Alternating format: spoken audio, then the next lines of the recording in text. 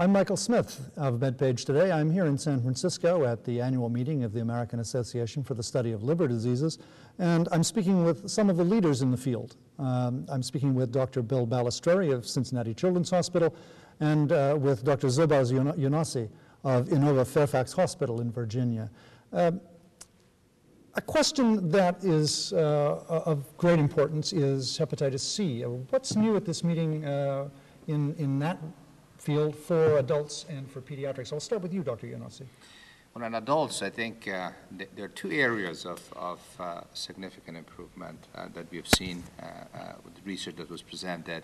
One has to do with treatment, a new treatment for hepatitis C, and these are the targeted treatment that we call protease inhibitors, and there are two in sort of stage 3 phase 3 clinical trials that are being completed now. And the data is very promising that will increase potentially the efficacy of these drugs for the most difficult patients, the genotype 1 patients with hepatitis C, to up to 65 to 70%. So that certainly will enhance our opportunity to treat a large number of patients.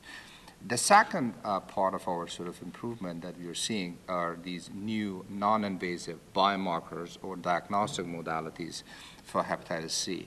They're still not fully validated, but once they are validated, they could provide us with both diagnostic means to monitor patients and to diagnose patients without getting a liver biopsy. I think those are probably the two most important advances we've seen in hepatitis C.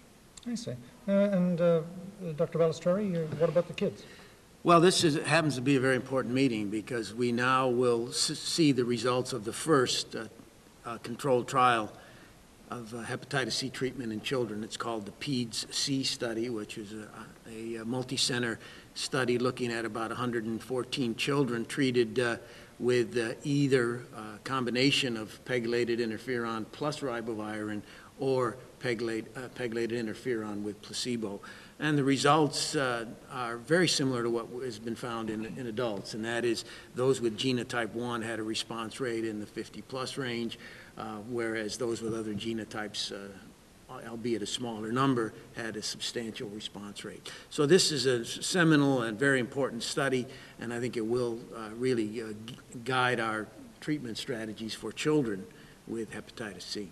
I see. Let's move on to another aspect of liver disease, fatty liver disease. And there are one major study here, I think, on non-alcoholic fatty liver disease in the pediatric population.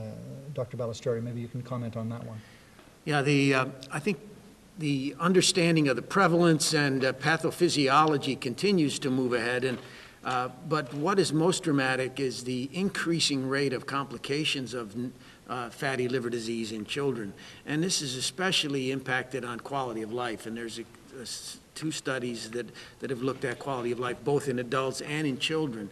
And there's no question that NAFLD and obesity and the complications of diabetes have a major impact on the quality of life. So we need to institute what we also learned at this meeting, and that is effective lifestyle management strategies to, number one, prevent, and then number two, to halt the progression of fatty liver disease in children.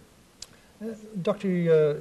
Younossi, fatty liver disease is a very common complaint in the population as a whole, in the adult population. What's new here at the meeting in that field?